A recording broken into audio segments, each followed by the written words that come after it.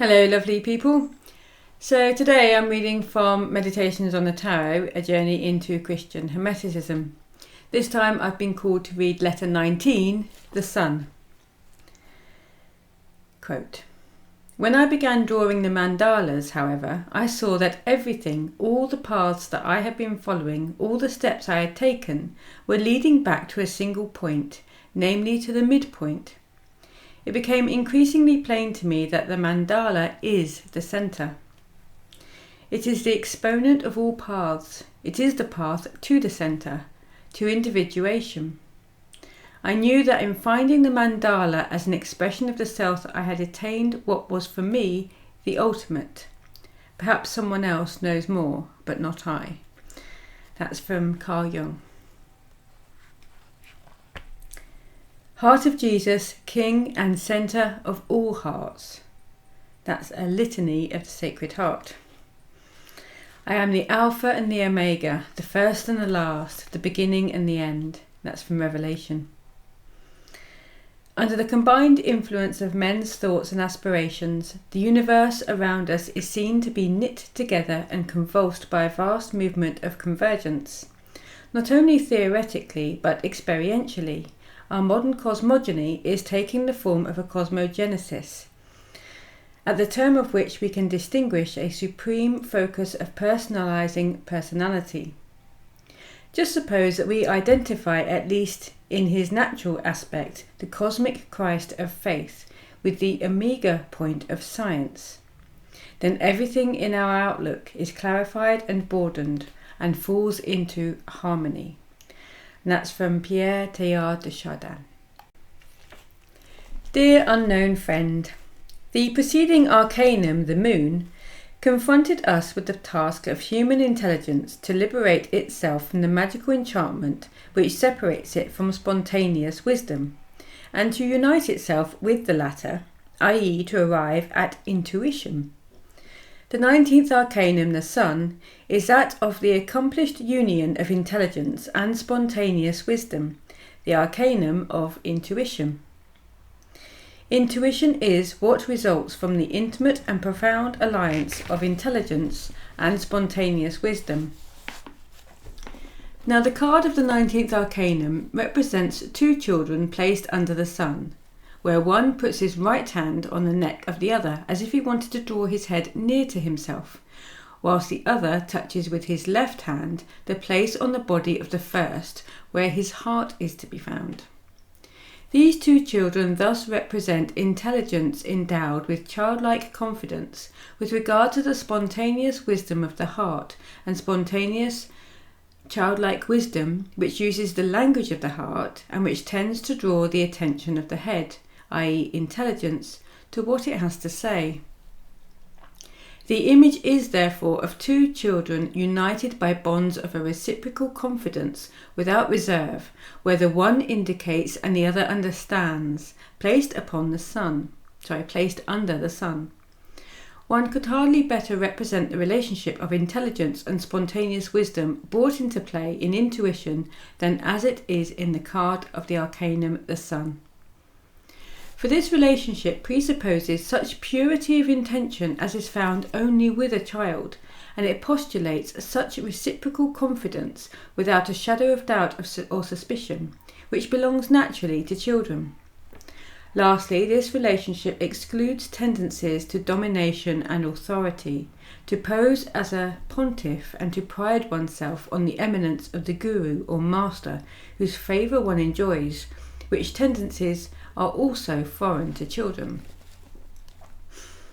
The children who are fraternizing under the sun correspond all the better to Gemini, because this zodiacal constellation brings in the longest days to us, says Oswald Worth, thus locating the 19th Arcanum in the zodiacal circle of 12 cosmic mysteries, or, speaking in the language of C.G. Jung, in the circle of 12 archetypal force images of the collective unconscious which work in the depths of every human soul.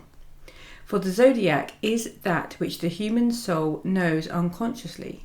It is the book which the soul once ate, and which is present and active only in his bowels, in the depths of his being, from whence it renders him strong or weak, fertile or arid, fervent or tepid, according to whether he is in harmony or not with its teaching impulse. Now, the teaching impulse called Gemini can be expressed in paraphrasing a little the first statement of the Emerald Tablet of Hermes. May that which is below be as that which is above, and may that which is above be as that which is below, to accomplish the miracles of one thing. This is the principle of analogy put into practice, taking its point of departure from the principle of cooperation. It's the opposite of that of the struggle for existence advanced by Charles Darwin as the principle of evolution, called Sagittarius. Nature furnishes us at the same time with a great number of proofs of the principle of cooperation in the process of evolution, perhaps as many proofs as there are of the struggle for existence. The proofs are of a kind such that one could uphold the principle of cooperation to be worthy as the directing principle of natural evolution, with the same justification as the principle of struggle may be upheld. Indeed, it's the struggle for existence within an organism, let us say the human body, which explains the effect of the activities of millions of biological units or cells in the organism, or rather, is it their cooperation? Don't the cells of the muscles, the nervous system, the glands, the blood, etc. cooperate rather than struggle? And isn't the life and health of the whole organism due to this cooperation? Bees and flowering plants cooperate. Air, light and plants cooperate in photosynthesis, where the miracle of the transformation of inorganic matter into organic matter takes place, where stones are transformed into bread. And lastly, if mankind had not cooperated more than it had struggled, it would not only not have achieved the international civilization of our time, but it would probably have been annihilated. There is therefore no doubt that the principle of cooperation has at least the same rights to be considered as the directing principle of evolution as that of the struggle for existence advanced by Darwinism. In other words, the diurnal principle of Gemini plays a role at least equal to the nocturnal principle of Sagittarius in natural evolution. One of the highest aspects of the principle of Gemini, the principle of cooperation, is that which is present in intuition, that of the cooperation between spontaneous wisdom and intelligence. Here it's a matter of a state of consciousness, where intelligence advances from formal knowledge to material knowledge, i.e., from knowledge of the relationship of things to knowledge of the things themselves.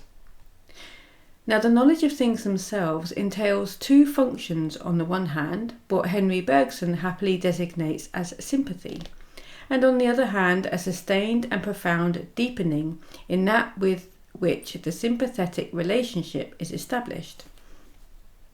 In other words, one has to enter into a contact of essential sympathy, i.e., from essence to essence, first of all, and then not to glide off to other contacts of the kind, but to dwell in this sympathy so as to result in sufficient intensity and clarity in order to be able to say in all honesty that in fact an act of material knowledge has taken place. Here's a concrete example. You venerate, i.e. you love and respect, a non-incarnated being, a departed person or a saint or a hierarchical being, in a disinterested manner. Your veneration, which includes love, respect, gratitude, the desire to conform, etc., cannot fail to create an invisible link of sympathy with its object. It may be in a subtle and dramatic way, or rather a slow, gradual and almost imperceptible way. This doesn't matter. The day will come when you will experience the presence, not of a fluidic semi-electrical presence close to you in space, as in the apparition of a phantom or ghost, but a breath of radiant serenity, of which you know with certain knowledge that the source from which it emanates is not at all in you. It influences you and fills you, but it does not take its origin in you. It comes from outside of you. Just as you know in drawing near to a fireplace that the warmth that you feel does not arise from you, but rather from the fireplace, so also do you feel the breath of serenity in question in due to an objective presence. Here, therefore, a relationship of sympathy is established. After this, it's up to you to remain silently concentrated so that the relationship established is subsequently developed, i.e., that it gains in intensity and clarity, that it becomes a meeting in full consciousness. The meeting is thus the realization of the relationship when it is born to the limits of the intensity of clarity. According to the case, it can take either the character of a conversation through forces or that of a conversation through words. In the former case, it is not precise and articulated thoughts or images which are communicated to you, but rather forces or impulses, spiritual and psychic seeds impregnated germinally with moral ideas and judgments. In the case of the conversation through words, a revelation of articulated thoughts and representations takes place. The revelation to the shepherds at Bethlehem can be considered as a prototype of the meeting whose character is conversation through words, and the experience of the mages of the Orient who saw the star of the King of the Jews in the east, but who had to ask at Jerusalem, "Where is he who has been born King of the Jews?" is an example of the meeting whose character is conversation through forces. The star of the King of the Jews gave them certainty concerning the coming of Christ and gave them the impulse to go and search where he was awaited, but it did not give them information with respect to the place and parents. Whilst to the shepherds of Bethlehem, it was revealed that to you is born this day in the city of David a Saviour, who is Christ the Lord. And this will be a sign for you. You will find a babe wrapped in swaddling clothes and lying in a manger. I.e., precise and complete information was given to them with respect to time, place, and external circumstances. Now, the meeting whose character is conversation through forces always resembles the experience of the star of the mages from the east, and that whose character is conversation through words always resembles the experience of the shepherds of Bethlehem. The star does not speak, it moves, and it leaves to the subject of its revelation the work of research in the domain of intelligence and facts. The meeting whose character is conversation through words, in contrast, moves and teaches. It bears also on the domain of intelligence and facts. It guides. I'm not in a position to say which of the two forms of revelatory meeting is more frequent or which is objectively preferable, although subjectively that of the shepherds of Bethlehem seems to be preferable to that of the mages of the Orient. Be that as it may, intuition, understood as the alliance of active wisdom and active intelligence, which is the theme of the 19th Arcanum of the Tarot, and which not only underlies Hermeticism, but is its very reason for existence, presupposes the cooperation of the two principles, and therefore falls in the category of the revelation whose character is conversation through forces. Just as the mages from the Orient made a long journey and brought presents to the child in following the star, so also Hermeticism is on the way from century to century to arrive at the manger. Not to arrive there with empty hands, but to place there the presents which are the fruit of the millennial-old effort of human intelligence which follows the star. The manger, where the mages from the Orient and the shepherds of Bethlehem meet, of which the octogenarian Carl Jung said, in calling it a mandala, that all the paths I had been following were leading back to a single point, namely to the midpoint, and that it became increasingly plain to me that the mandala is the centre. It's the exponent of all paths. It is the path to the centre, to individuation. That's from Jung's Memories, Dreams and Reflections. And of this, Pierre Teilhard de Chardin said, quote, "Under the combined influence of men's thoughts and aspirations, the universe around us is seen to be knit together and convulsed by a vast movement of convergence, not only theoretical but experientially. Our modern cosmogony is taking the form of a cosmogenesis, at the term of which we can distinguish a supreme focus of personalizing personality." That's taken from Teilhard de Chardin's Christianity and Evolution. The manger, the centre, the individuation of the psyche, the supreme focus of the personalizing personality of the universe, or the mystery of the incarnation of the Word in history, worshipped by the mages from the East and by the shepherds of Bethlehem, is this not the centre of the movement of convergence, in time and space, of all efforts and all aspirations of those who have endeavoured throughout the centuries to transform the base into the precious, to listen and understand the message of the stars, to raise their problems to angels, archangels, cherubim and seraphim, so as to consult them, and to guard and not forget the memory of all the altars and chalices of the past? In a word, is this not the centre also for Hermeticists?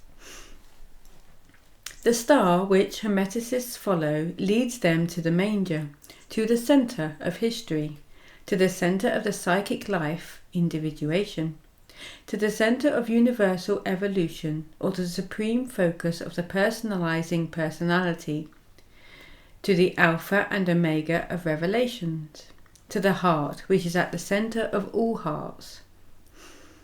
For there is a centre of gravitation of hearts, just as there is a centre of gravitation of the planets. Like the latter, it causes the seasons of the life of the soul. This is why it's not without reason that the manger is venerated by the Church each year, and that a unique light is lit in the world each Christmas.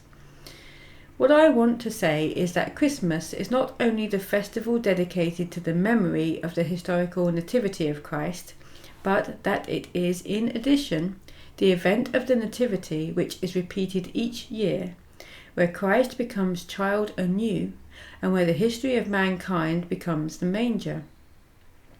Then all that which is in us of the nature of the shepherds of Bethlehem, and all that which is in us of the nature of the mages from the East, responds to us, as in the past.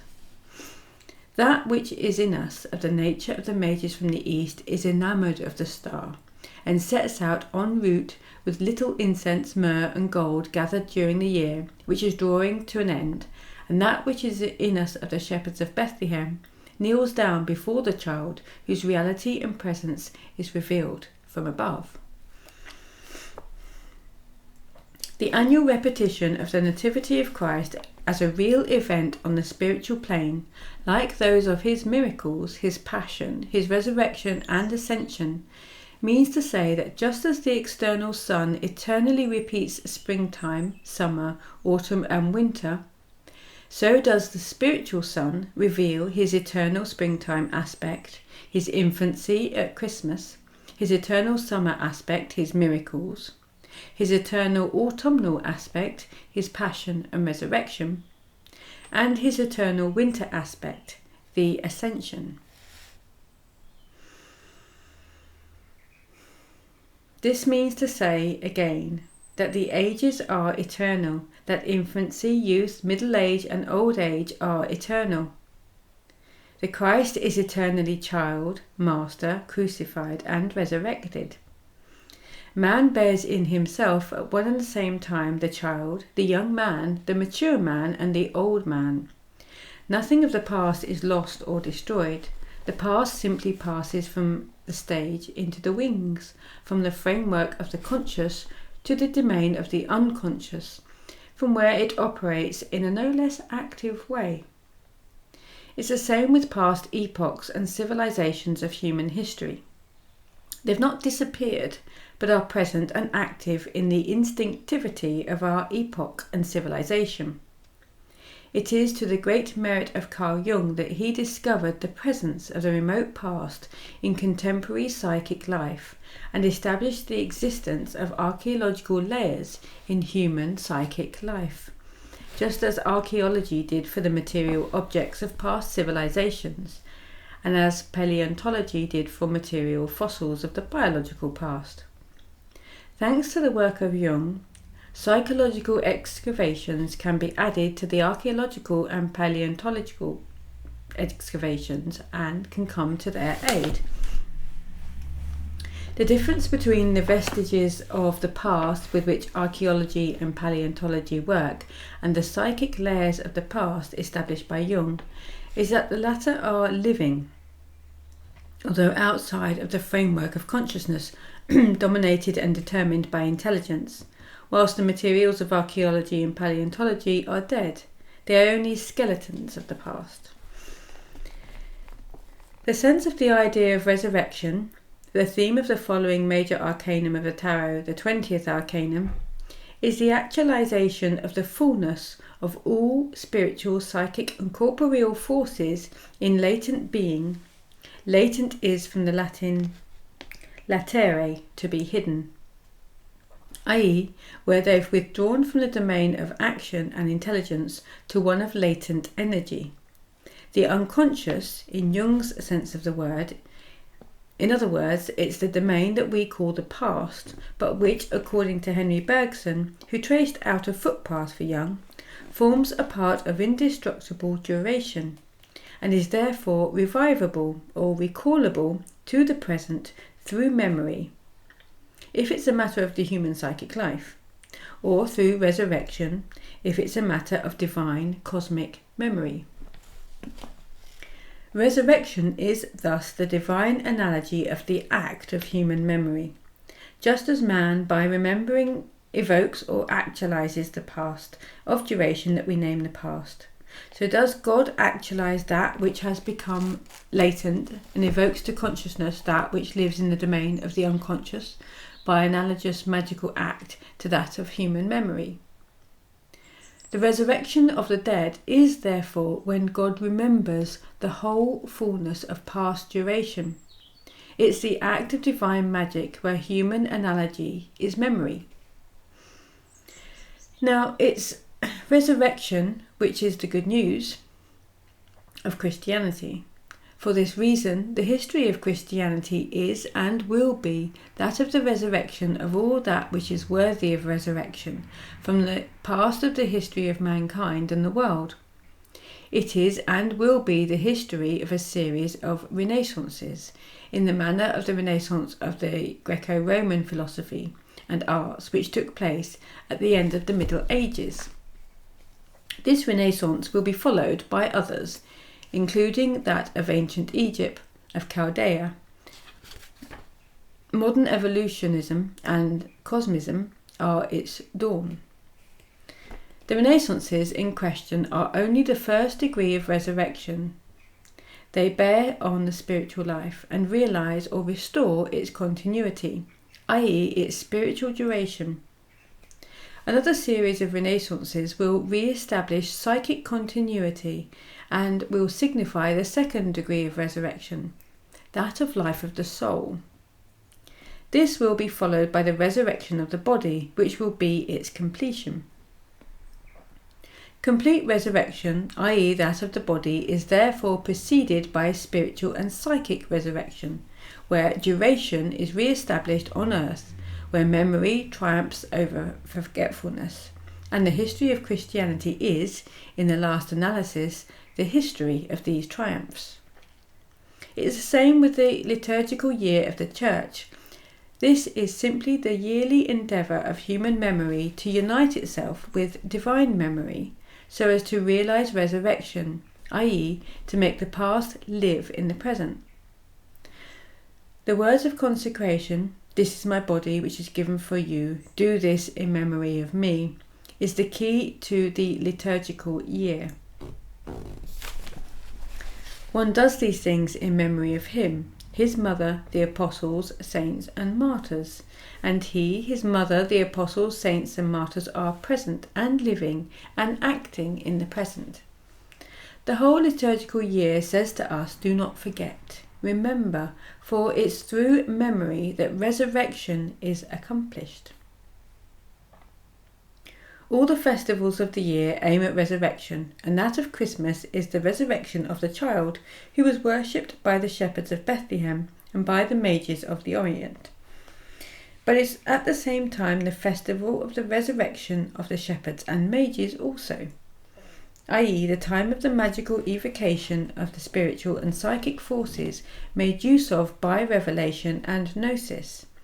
For just as the child is present at Christmas, so also there is an awakening and activation at Christmas of forces, including individual souls, capable of receiving his revelation, be it from angels or from the stars. It's thus that it happens that Hermeticism also undergoes each year the rejuvenating and inspiring effect of Christmas, and that Hermeticists, often without being aware of it, receive vivifying impulses and illuminating inspirations for their efforts. The mystery of the star is thus repeated. But those who follow the star must learn a lesson once and for all, not to consult Herod and the chief priests and scribes of the people of Jerusalem, but to follow the star that they have seen in the east and which goes before them, without seeking for indications and confirmations on the part of Herod and his people. The gleam of the star and the effort to understand its message ought to suffice, because Herod, representing the anti-revelatory force and principle, is also eternal. The time of Christmas is not that of the nativity of the child alone. It's also the time of the massacre of the children of Bethlehem, the time where autonomous intelligence is driven to kill, to strangle, and to push back into the unconscious all the tender flowers of spirituality, which threaten the absolute autonomy arrogated to itself by intelligence. May those who follow the star do so completely and without reserve. May they not seek, once having the star before their eyes, scientific confirmation, approval, or sanction, or what would be still worse, direction on the part of science. May they follow the star above them, and nothing else. Noblesse oblige. There is a recent example from which everyone can learn, namely how Carl Gustav Jung followed the star without ever seeking support from outside.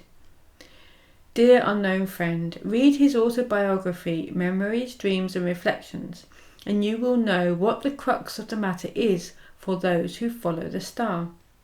You will know that a whole world is at stake underlying the exhortation, follow the star above you and nothing else. What I have in mind is Jung's spiritual biography, which gives a model example of a Hermeticist, a mage from the Orient, who followed the star all his life and followed the star alone. I do not have the results of his work in mind which are able to satisfy or not. They do not satisfy me, I confess, but what right have I to demand of Jung that he should have gone further than he did? What he has done, he did in a way which can serve as a model for everyone, the model of a method carried to perfection. The essential is not the presentation to the world of the results of Jung's work, but rather his method of working. I mean to say that it is the method of free association, where the first arcanum of the tarot, that of concentration without effort, finds its application, the method of interpretation of dreams and of spontaneous fantasy, which is the application of the second arcanum of the tarot, the method of cooperation between the fertilizing sphere, outside of and beyond normal consciousness, and fertilized consciousness, which corresponds to the third arcanum of the tarot. the method of the amplification of immediate data from the manifestation of the unconscious by means of alchemy, myths and mysteries belonging to mankind's historical past, which is an application of the fourth arcanum of the tarot. The method of psychic healing, which consists in making the patient understand the warnings of his unconscious and accept the latter as a guide and master, where the fifth arcanum of the tarot is put into practice. The method of passing courageously through unparalleled temptations and conflicts of duties by making decisions according to the arrow of inspiration, and not according to a code of rules of conduct, which is the sixth arcanum of the tarot. And lastly, the method of not identifying oneself with the superhuman forces of archetypes, not allowing them to take possession of individual consciousness, so that the latter does not become a victim of inflation, which is the application of the seventh arcanum of the tarot. With respect to the 19th arcanum of the tarot, we find it again in the work of Jung in the guise of the active cooperation of intelligence and transcendental revelatory being, which cooperation is not only the mature fruit of the work of his long life, but also it's the principal thesis of his method of work in the domain of depth psychology, which he openly advanced and maintained.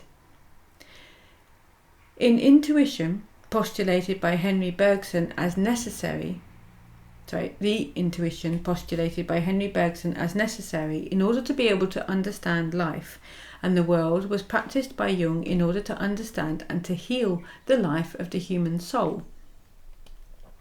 He didn't commit the error of the mages of the Orient. He did not consult Herod and his people. Another example of faithfulness to the star is the life and work of Father Pierre Teilhard de Chardin. This mage from the Orient followed the star on a long voyage through the paths of the universal evolution of the world throughout millions of years. What did he do, properly speaking? He showed the star above the universal evolution of the world in a way that the latter is seen to be knit together and convulsed by a vast movement of convergence, at the term of which we can distinguish as the supreme focus of personalizing personality.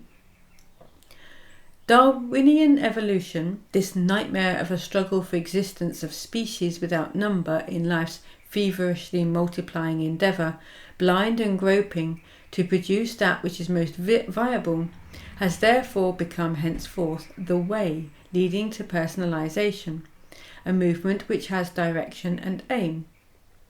Teilhard de Chardin, in having perceived the star above Darwinian evolution, has crowned the latter with this guiding star, and thus transformed it from the nightmare of rampant production, attempting to produce the visible, into the way towards the manger.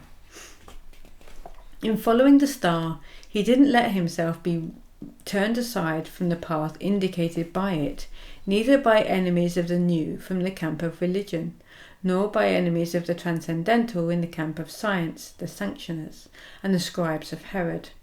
It was to his faithfulness to the star that he owed the singular force of his soul, which allowed him to be a faithful son of the Church, and at the same time a conscientious worker for science, and to remain so until his last breath. He never revolted against or broke with the Church and academia.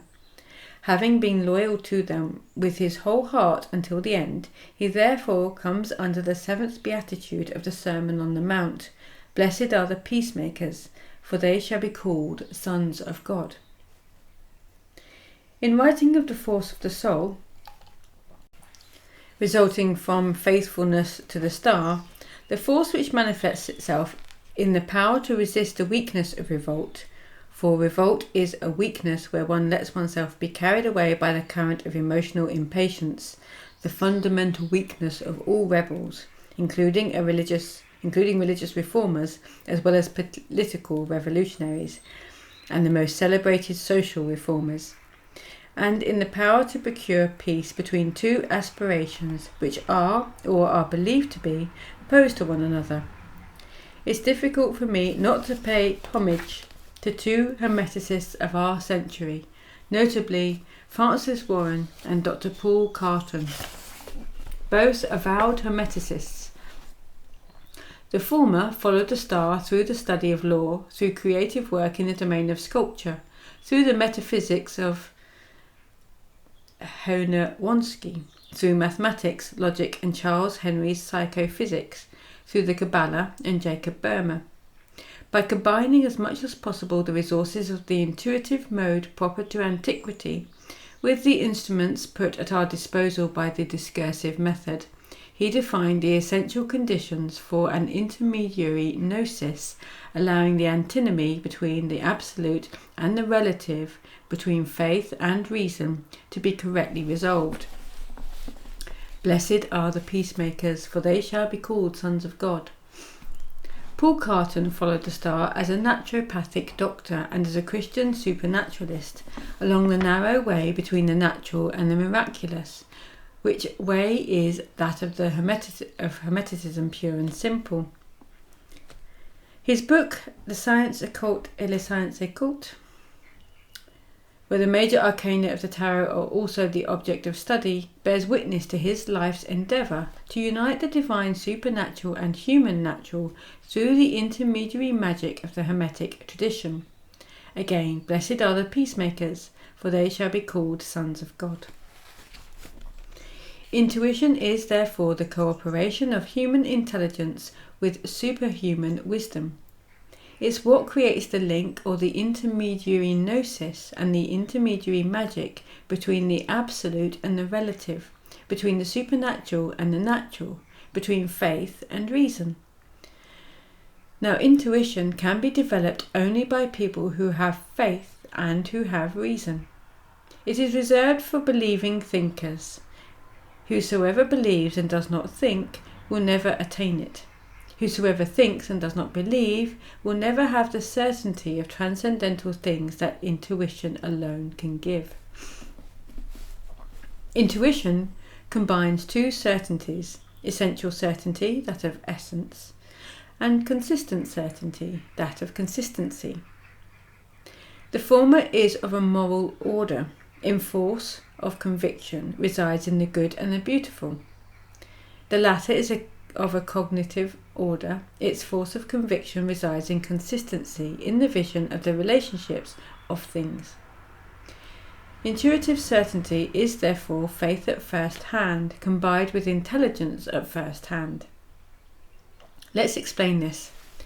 There is faith founded on extrinsic authority, a person, an institution, a book, etc. And there is faith founded on intrinsic authority, the inner and intimate experience of the divine breath and the direct impression of the divine realm. The latter is first-hand. There is still a third kind of faith, the most heroic perhaps, the intermediary faith. Between faith founded on extrinsic authority and that founded on the intrinsic authority of inner experience, this is postulative faith, where one believes without any support, either from without or from within. It's the faith of the voice of one crying in the wilderness. The voice itself of the soul who cries, postulates in complete solitude in the wilderness the things without which it could not live. Kant's three postulates, God, freedom of will, and the immortality of the soul, are such a cry of the soul in the wilderness, for they are founded neither on extrinsic authority nor on mystical experience, but rather on semi-structural exigencies of the soul itself. It's the reality of hunger and thirst alone which bears witness to the existence of bread and water, freedom, immortality, and God. Or the desperate night of nothingness, which is the cry from Kant's soul in the desert where he found himself. Such was also the faith of John the Baptist before he had the experience of the descent of the Spirit from heaven upon Jesus at the baptism in the Jordan. His faith, which is summed up by the conclusion of his sermon, "Repent, for the kingdom of heaven is at hand," was a cry in the wilderness, i.e., the voice of supreme hunger and thirst for the kingdom of heaven. And it's precisely this faith which made John the Baptist the first eyewitness, so to say, of the reality of the descent of the kingdom of heaven, and which made him the first human being to recognize the Christ. His faith was crowned with experience. John the Baptist became one who saw. Now it's postulative faith, become faith at first hand, mysticism, which arrives at the perfect certainty of intuition as a consequence of the help of intelligence. John the Baptist still had need of this latter in order to have complete certainty. For this reason, he who had seen the Spirit descend upon Jesus sent 2 disciples to Jesus to ask him, "Are you who he is to come? Are you he who is to come? Or shall we look for another?" And Jesus had to reply in the framework of intelligence alone, quote, "Go and tell John what you hear and see. The blind receive their sight and the lame walk. Lepers are cleansed and the deaf hear, and the dead are raised up, and the poor have the good news preached to them." And that's from Matthew. In other words, Jesus said that these phenomenal effects indicate consistency between the revelation of the descent of the Spirit experienced by John the Baptist and the manifestation of this Spirit through Jesus Christ. It's the language of intelligence, pure and simple, which Jesus makes use of in order to fill the gap in John the Baptist's consciousness, which required the help of intelligence. And it was because of this gap that Jesus Christ said of John the Baptist that, although a prophet, he is more than a prophet, and that among those born of women there has risen no one greater than John the Baptist, yet he who is least in the kingdom of heaven is greater than he. For the kingdom of God brings with it the absolute certainty of the cooperation of faith at first hand and intelligence. It is the kingdom of intuition. This is why the Master made appeal not only to faith but also to intelligence, not only to essential certainty but also to consistent certainty, by stating the fundamental principle of intelligence, i.e., judgment by effects, knowledge of things by their fruits. You will know them by their fruits. Are grapes gathered from thorns or figs from thistles? So every sound tree bears good fruit, but the bad tree bears evil fruit. A sound tree cannot bear evil fruit, nor can a bad tree bear good fruit. This is the briefest and most complete characteristic of intelligence and its role. Its role is immense if one considers that intelligence is called to constitute an integral part of intuition, which in its turn determines greatness and smallness in the kingdom of God. This role was understood in the Middle Ages in the ecclesiastical milieu of the West. Believers set themselves to thinking. Scholasticism thus took to birth. It is not true that scholasticism is due to the desire to intellectualize faith and to replace it by philosophy, that it owes its birth to secret doubt in the hearts of the believers of the Middle Ages. No, what is at the root of scholasticism is the desire to see the fullness of intuition, that of baptizing intelligence and winning its cooperation with faith. It was thus a matter truth to tell, not of doubt, but an act of ardent faith, which did not at all doubt that human intelligence is also as baptizable and Christianizable as the heart and will is. Saint Albertus Magnus and St. Thomas Aquinas were in no way impelled by doubt when they set out upon their grandiose work of thought. They were full of confidence that the blood of Calvary would penetrate, warm and transfigure the domain of the cold clarity of thought that there was up until then. Their work was apostolic rather than apologetic. Just as missionaries went to non-Christian countries in order to bear the good news there, so did Albertus Magnus and St. Thomas Aquinas go to the non-Christianized land of human intelligence in order to Christianize it. Was there doubt? Indeed, no. It was an act of apostolic faith and apostolic zeal. Dear unknown friend, do not scorn medieval scholasticism. It is in truth as beautiful, as venerable, and as inspiring as the great cathedrals that we have inherited from the Middle Ages. To it we owe a number of masterpieces of thought in the light of faith. And like all true masterpieces, those of medieval scholasticism are beneficial. They heal the disoriented, feverish, and confused soul. Just as a doctor prescribes for certain physical illnesses a change of climate and air, a sojourn of several months in the mountains, so it would be right and beneficial for him to prescribe to many a person disturbed by existential problems and troubled by the contradictions of life, that he should remove himself for some time into the climate of high scholasticism and breathe there pure air from mental mountains. It's not a matter of conversion to scholastic philosophy, i.e. that the person in question embraces the scholastic doctrine, but rather of a more elevated intellectual level, niveau, and above all of continuous work for some time with the clear and precise notions of scholasticism on this elevated niveau. Perhaps the Cinque Vie, the 5 ways of reasoning of St. Thomas Aquinas, will not necessarily convince you, but you will emerge from meditative work on the 5 arguments proposed to prove the existence of God, with a clear head and a calm heart, well prepared and equipped to seek and find other ways to certainty. It's the occupation with these 5 ways of reasoning which will render you stronger and more calm, which will elevate you above all the entanglements due to the confused play of complexes, which are a mixture of feelings in which personal preferences assert themselves, and thoughts which are only a mouthpiece for these preferences. And it's this elevation above psychological complexes which is the salutary effect, even the healing action of occupation with scholasticism, when one reads in the style of scholastic meditation. One could object, why not mathematics? Doesn't mathematics have the same effect of detachment and elevation above personal psychological limitations?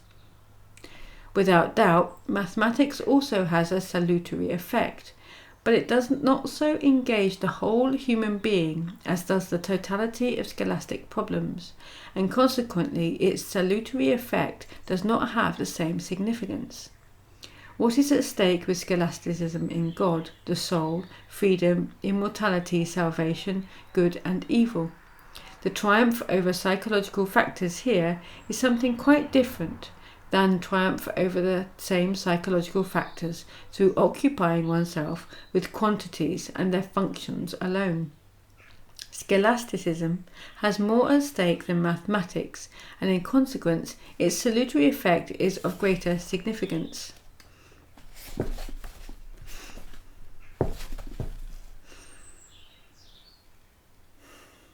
Therefore, do not despise medieval scholasticism, dear unknown friend. It's still of value.